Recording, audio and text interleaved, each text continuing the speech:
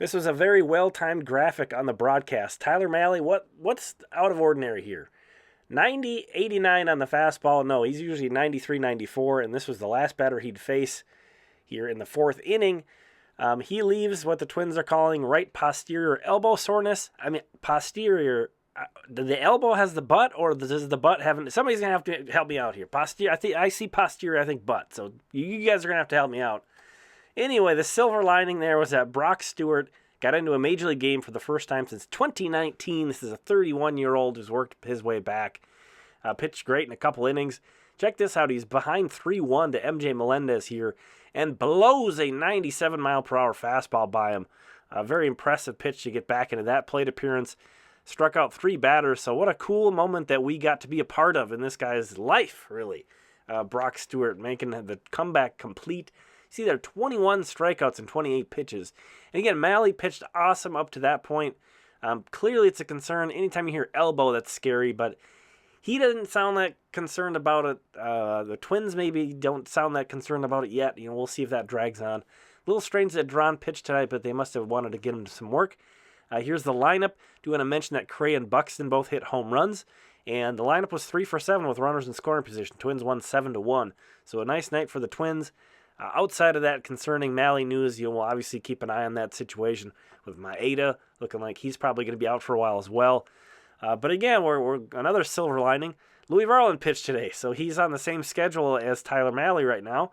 So that's pretty convenient. And Louie Varland pitched pretty well, too. We'll take a look at his line in just a moment, but I topped out at 96.7 miles per hour.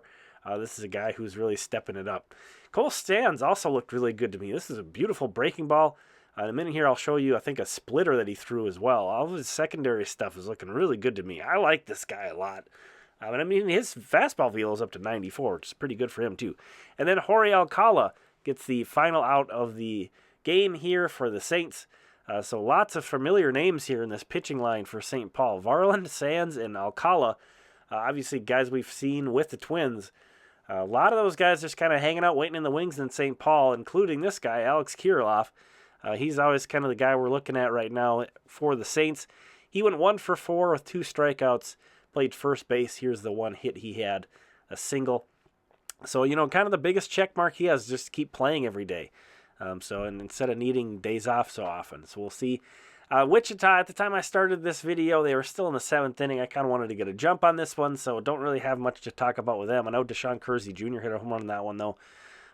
Moving over to Cedar Rapids, this is Alejandro Hidalgo, 19 years old and already with the Cedar Rapids Colonels. This is the guy that came over in the Gio Urshela trade. He pitched tonight. He 3 innings, 3 hits, 1 run, 3 walks, 1 strikeout. You see there. I also hit a batter. We had a bit of command problems. The velo was only about 90, so didn't really impress tonight. But here's a great catch by Willie Joe Garry Jr. in center field. That's worth another look.